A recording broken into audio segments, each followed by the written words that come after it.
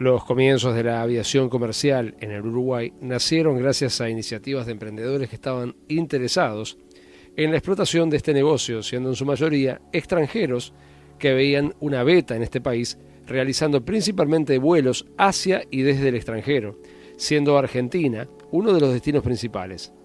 Fuera de esto, salvo algunos escuetos servicios que se realizaban en épocas de verano, entre Buenos Aires, Montevideo y Punta del Este, no existía una intención de explotar vuelos interiores sin salir del territorio nacional, o sea, lo que se conoce como vuelos de cabotaje. En Uruguay la aviación se desarrollaba desde ya hacía unos cuantos años, pero no existía una empresa en sí que cumpliera vuelos con itinerario ni venta de pasajes o carga. Eran más bien proyectos individuales de corta duración. Hacia el año 1932, una persona llamada Alberto Marqués Baeza, de 26 años, comenzó a recibir clases de vuelo por parte del instructor José Lorenzo, ingresando a este extraño mundo que por aquel entonces se conjugaba principalmente en el aeródromo de Melilla en Montevideo. Pero por motivos políticos, que era justamente la dictadura de Terra de 1933, la actividad aérea en Melilla palideció y no fue hasta el año siguiente, 1934, que Alberto Marqués Baeza pudo seguir recibiendo su instrucción para piloto, ahora de parte de José R. Polero, al haberse alejado Lorenzo de la aviación. Este cambio de instructor es importante en esta historia, porque fue en este punto que Alberto empieza a pensar en crear una empresa de aviación uruguaya para brindar vuelos dentro del territorio nacional, siendo a finales de ese mismo año que Baeza obtuvo su brevet de aviador, el número 46, expedido por el Centro Nacional de Aviación, lo que hoy en día se conoce como el Aeroclub del Uruguay.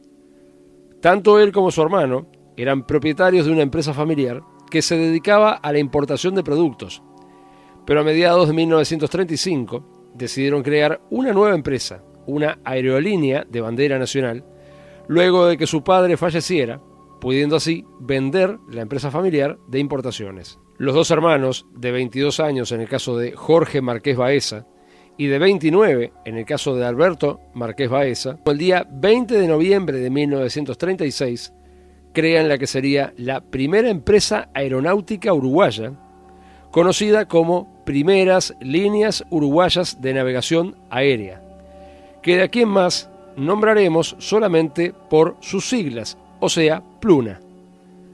Para poder adquirir los dos primeros aviones, contaron para el emprendimiento con el apoyo financiero del por aquel entonces embajador de Gran Bretaña en Uruguay, Sir Eugene Millington Drake, quien consiguió un crédito en un banco de su país por 14.000 pesos oro uruguayos, que se sumaron al dinero que generaron los hermanos al vender a la empresa importadora familiar. Con este dinero se adquirieron en Inglaterra dos biplanos bimotores fabricados por la firma de Havilland Aircraft Company del modelo DH-90 Dragonfly, con la módica capacidad de albergar a los dos pilotos y a 3 o 4 pasajeros por avión, estando propulsados por dos motores Gipsy Major de 130 caballos de fuerza, pudiendo con estas dos aeronaves comenzar a volar. Los trámites para conseguir las autorizaciones del establecimiento de líneas aéreas en el Uruguay comenzaron a partir de la primavera de 1935, ante la todavía no oficializada Dirección de Aeronáutica Civil. El 14 de febrero de 1936, por resolución del Poder Ejecutivo, se autorizó el establecimiento de líneas aerocomerciales entre Montevideo y la ciudad de Salto, y Montevideo y la ciudad de Rivera. Pluna usaba en esos días como oficina, o mejor dicho, despacho, las mesas de la confitería Oro del Rin, cedidas gentilmente por el amigo de Alberto Marqués Baeza, el señor Henan Stahl, propietario del negocio y hombre muy interesado en todo lo referente a la aeronáutica. Un tiempo luego, Marqués Baeza fue avisado desde Gran Bretaña que los dos aviones estaban a punto de ser embarcados para realizar el viaje por barco rumbo al Uruguay.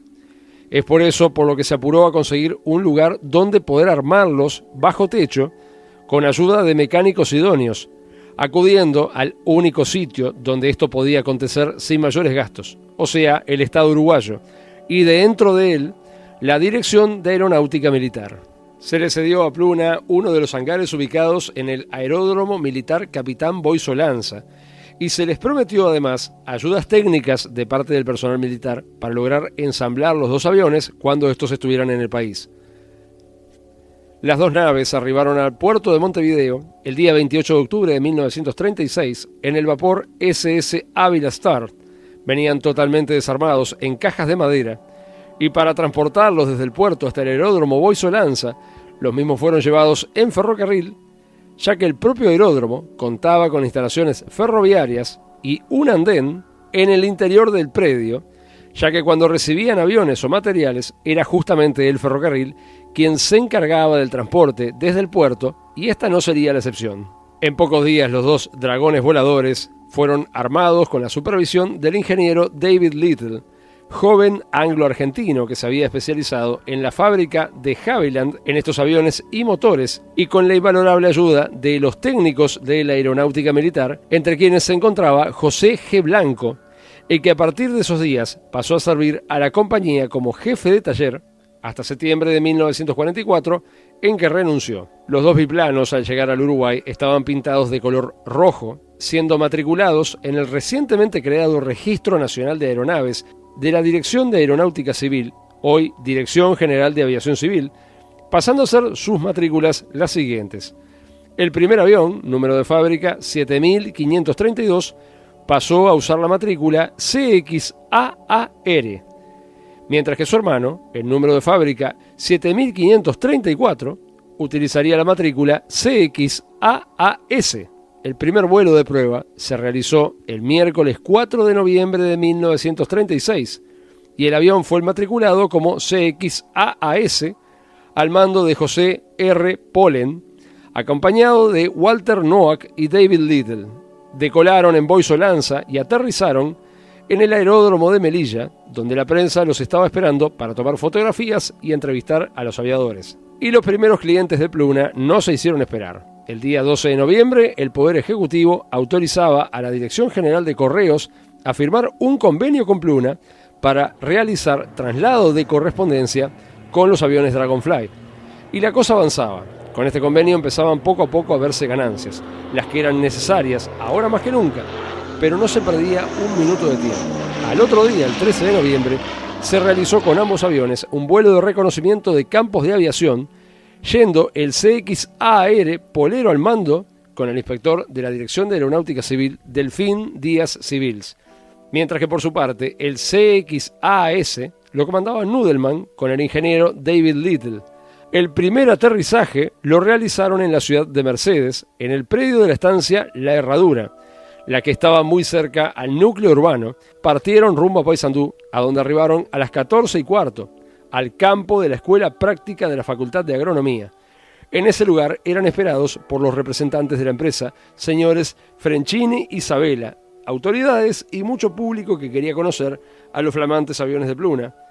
Y al decolar aquí, volvieron ambos a Montevideo, a su base en Boisolanza. El día 15 de noviembre de 1936 se puede decir que comenzó a operar Pluna como tal, ya que se realizó el primer vuelo programado en el que viajaron ambos aviones, partiendo a las 15:10 desde el aeródromo de Melilla y teniendo como destino la ciudad de Salto por motivos publicitarios, pero ya llevando pasajeros, aunque eran personal de la prensa.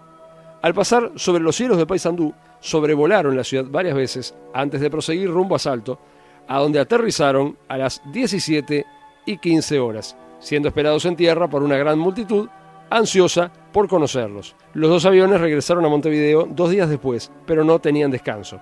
El 19 de noviembre se realizó el bautismo de las dos máquinas, con un acto que tuvo lugar en el aeródromo de Melilla, con la presencia del Monseñor Dr. Juan Francisco Aragone como encargado de la ceremonia.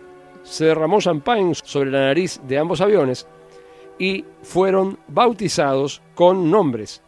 El CXAAR pasó a conocerse como Churrinche, mientras que el otro, el CXAAS, pasó a conocerse como San Alberto. En el caso del Churrinche, el nombre se debió al color rojo del avión, muy similar al color del ave que habita en buena parte del territorio nacional, mientras que el otro se llamó San Alberto en honor al padre de los hermanos Márquez Baeza. Al día siguiente, el viernes 20 de noviembre a las 8 de la mañana, comenzaron los vuelos regulares, siendo el San Alberto el primero en decolar con rumbo a Salto. En la tarde a las 15:30 regresó, llegando a Melilla, y a los pocos minutos partió para el aeródromo de Boisolanza, donde fue hangarado.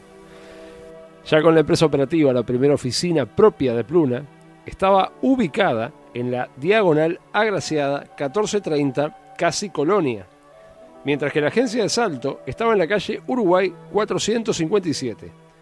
Era todo tan rudimentario al principio que los pasajeros eran llevados y traídos del aeródromo de Melilla por los hermanos Marqués Baeza en su propio automóvil, al igual que la correspondencia y los diarios. El lunes 23 de noviembre, Pluna hizo su segundo vuelo regular a Salto, y en este caso le tocó el turno al avión Churrinche. Vino al mando NOAC con Cándido Fernández de copiloto. Así comenzaba la historia de Pluna como empresa, una historia que se extendería por 76 años. Para el día martes 24 de noviembre se efectuó un vuelo exploratorio a Tacuarembó y Rivera en el avión San Alberto, con el fin de conocer la infraestructura existente. La pista en Tacuarembó era muy improvisada y fue rápidamente descartada, volando luego rumbo a Rivera, donde arribaron al mediodía al aeródromo de Bang en Libramento, en este campo que tampoco fue de satisfacción de Nudelman, pues estaba situado en Brasil. Se puede decir que este fue también el primer vuelo internacional de Pluna, ya que el avión salió del territorio nacional. El tercer vuelo a Salto se hizo el miércoles 25 de noviembre con el Churrinche, trayendo 4 pasajeros, 187 gramos de correspondencia y 500 diarios, El País. Regresó en la tarde con 4 pasajeros y 460 gramos de correspondencia. Ese mismo día, en horas de la tarde, se realizó el que sería el primer vuelo charter de la compañía, con el otro avión, lógicamente, el San Alberto, llevando 4 pasajeros a Salto. A Paysandú todavía no se podían realizar vuelos regulares, a causa de la pista de aterrizaje aún sin finalizar su preparación. El sábado 5 de diciembre, temprano en la mañana, voló el Churrinche desde Montevideo rumbo al por aquel entonces aeródromo de Air France en Durazno, lugar hoy conocido como la base número 2 Santa Bernardina, que a su vez es el aeropuerto de alternativa, a modo de evaluar las instalaciones, siendo expropiado este predio a la empresa francesa el día 28 de diciembre de dicho mes. El sábado 12 de diciembre se repetía este vuelo a Durazno, pero esta vez ya con pasajeros, realizándose los vuelos a Durazno siguiendo la ruta central que comprendía Durazno, Tacuarembó y Rivera, los días martes, jueves y sábado, llegando a las 8:55 y regresando a las 17:55, aunque la escala en Durazno era circunstancial y no se realizaría salvo que hubiera pasaje. El vuelo inaugural a Paysandú tuvo lugar el día 21 de diciembre, luego de terminarse de preparar el aeródromo para poder aterrizar aquí y comenzando a volar a la Heroica de inmediato, por lo que para comienzos de 1937 la empresa ya era una realidad y estaba totalmente en marcha Pluna. En los primeros 90 días de operación, Pluna había ya transportado un total de 570 pasajeros y dejándose abierta la posibilidad de adquirir más aviones en el futuro próximo. Pluna cerró su primer año de operación con algunas cifras nada despreciables. 2.000 horas de vuelo, viajaron 2.240 pasajeros con 20.150 kilogramos de equipaje, 20.000 cartas, 60.000 diarios y 1.700 kilogramos de encomienda. Nada mal tomando en cuenta que eran solamente 2 aviones con la módica capacidad de llevar 4 pasajeros cada uno por vuelo. El Estado uruguayo les había incluso otorgado una subvención, lo que le permitió a la aerolínea una bocanada de aire fresco en su precaria situación económica, ya que si bien estaban dando resultados sus operaciones, los gastos eran varios también. Fue gracias a esta ley de subvención que se comenzaron los trámites para adquirir nuevos aviones. En este caso se trataba de un biplano cuatrimotor, también de Havilland, pero este era del modelo DH-86 Express. Era de mayor tamaño que los DH-90, teniendo en este caso una capacidad para transportar a 12 pasajeros contra los 4 que podía llevar un DH-90, como los que ya tenía Pluna en operación. Además de que contaba con servicios higiénicos, algo bastante necesario en los viajes largos, más cuando se está a varios metros del suelo.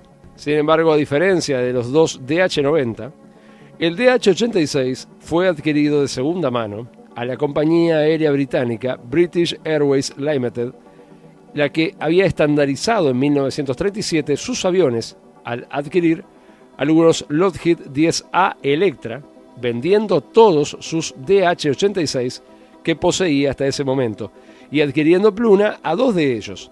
El primero fue en noviembre de 1937, el mismo mes que fue dado de baja del registro de aeronaves británico. Se trataba de un DH-86A, número de fabricante 2346, que ese año se convirtió en B. Su matrícula original era la G/ADYE. Sus motores eran Gypsy 6 Series de 200 caballos de fuerza cada uno. Para ser enviado a Uruguay fue totalmente desarmado, cargado en cajas de madera y llegó al país en barco en el vapor conocido como Argentino, en enero de 1938, armándose en el hangar número 5 de Boisolanza, siendo matriculado en Uruguay como CXABG en el Registro Nacional de Aeronaves, el 1 de febrero de 1938, siendo su color totalmente rojo. Los primeros vuelos de este tercer avión tuvieron lugar en Boisolanza en los primeros días de febrero de 1938 y sería bautizado en Melilla el día 5 de febrero de ese año por el arzobispo Juan Francisco Aragone, siendo llamado como San Felipe y Santiago. El primer vuelo largo del nuevo avión tuvo lugar el 8 de febrero, aprovechándose en esa ocasión que en Salto se realizaba un festival aeronáutico. Es por eso que el sábado 14 y domingo 15 de febrero de 1938, con la intervención del paracaidista argentino Tomás Picasso, marchó hacia Salto el San Felipe y Santiago, llegando a las 18 horas. Pero no fue lo único que hizo. El día lunes se mandó a que él mismo cubriera la ruta rumbo a Salto, a modo de inaugurar la futura ruta que la empresa Pluna pretendía brindar también. Pero grande fue el susto cuando se dieron cuenta que, estando el Express ya a la altura deseada, no le funcionaban los alerones y por ende no tenía movilidad lateral, debiendo regresar a Salto sin causar ningún accidente, pero con un enorme susto. La razón de esto era que cuando el avión fue reensamblado en Uruguay, se habían olvidado de colocar un seguro, por lo que se soltaron los cables de los alerones. Cuando la empresa Pluna recibió la subvención estatal, esto le trajo aparejadas una serie de cambios y obligaciones, sumando a nuevas perspectivas de progreso, expandiendo su futuro hacia nuevos horizontes. Entre otras cosas, es destacable que, de la misma manera que Pluna, otros emprendimientos de vuelo buscaban también acaparar una parte del mercado de pasajeros y cargas que presentaba el Uruguay, naciendo así dos nuevas empresas, una de ellas llamada Causa, que operaría desde el puerto de Montevideo con hidroaviones y que por su intención de realizar vuelos a Buenos Aires no significó en un principio ninguna competencia para Pluna, ya que operaban distintos servicios. Este hecho es importante ya que estas dos nuevas empresas, a diferencia de Pluna, contaban con un cierto respaldo de empresarios con cierto grado de capital. Era una historia bastante diferente a la de Pluna y justamente ante la posibilidad de hacer una sociedad con esta, le fue exigida a Pluna que, entre otras cosas, se transformase de una sociedad colectiva, como era hasta ese momento, en una sociedad anónima, logrando así una creación de capital bastante importante si Pluna pretendía crecer y no quedarse en la pequeña actividad que brindaba hasta ese entonces con sus módicos 3 aviones. Esto se entiende porque cuando compraron el tercer avión, por la suma de 80.000 pesos de la época, Pluna quedó sin posibilidad de seguir consiguiendo créditos. Pero la empresa crecía y si no encontraban capital, la situación no sería nada buena para Pluna. Es por eso por lo que la transformación a sociedad anónima no era solamente una posibilidad de crecer, sino también una necesidad por sobrevivir. Pluna se transformó en sociedad anónima el día 30 de abril de 1938, comenzando una nueva etapa de su vida, aunque el intento de que Pluna y Causa se fusionaran no llegó a concretarse por desacuerdos empresariales, y cada una siguió su camino en solitario, siendo en el caso de Pluna, ahora con una buena inyección de capital para poder avanzar. Además de eso, como cada vez viajaba más gente por Pluna, al integrarse el tercer avión, fue necesario realizar en Melilla una precaria aeroestación a modo de recibir a los pasajeros, construyéndose en agosto de 1938 un escueto edificio de 7 metros de frente por 4 de ancho, a donde se recibían los pasajeros.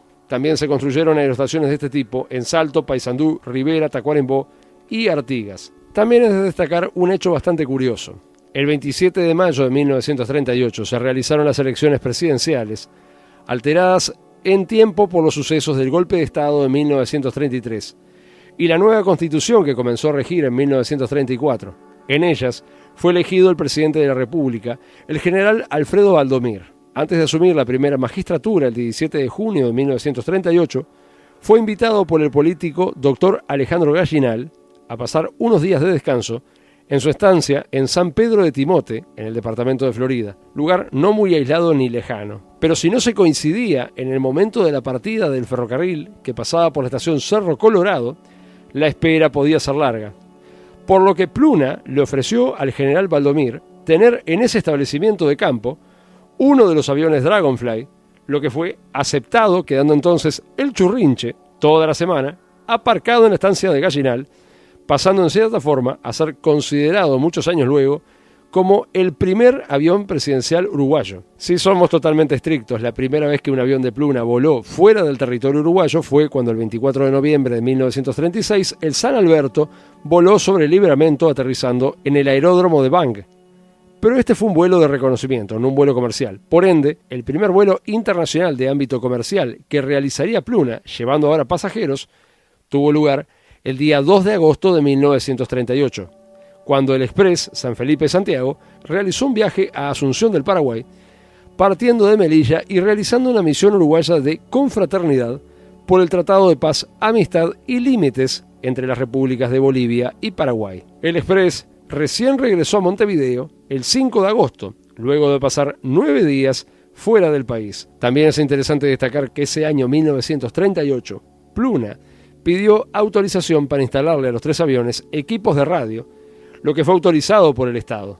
Pero esto trajo consigo otro problema, que el ya de por sí pequeño espacio de las cabinas de los de Havilland quedó aún más reducido, al pasar ahora a tener aquellos aparatos para poder comunicarse con las respectivas bases. Para el mes de agosto de 1939 llegaría al puerto de Montevideo el 4º avión de Pluna. Se trataba del otro DH-86 Express, que había sido adquirido el año anterior, el que, al igual que los otros 3, también fue transportado a Boisolanza, donde fue ensamblado y probado en vuelo el 20 de septiembre de dicho año, pasando a ser su matrícula uruguaya la CXAAH. Este avión era de segunda mano, al igual que el anterior. Su número de fabricante era el 2325, mientras que la matrícula británica que había tenido había sido la G/ADEC. Le habían dado el primer certificado de aeronavegabilidad el 1 de julio de 1935. Pertenecía a la Hillman Airways Limited y en 1936 fue transferido a la British Airways y en septiembre de 1938 fue adquirido por Pluna. Este 4º avión sería bautizado en Uruguay como Santa Rosa de Lima, siendo su primer vuelo en línea comercial el día 2 de octubre de 1939 en la ruta del litoral. Con la llegada de este 4º avión se cerraba el ciclo de compra de este tipo de aeronaves por parte de Pluna. De aquí en más, los nuevos aviones que llegarían a futuro ya serían aviones más grandes y modernos.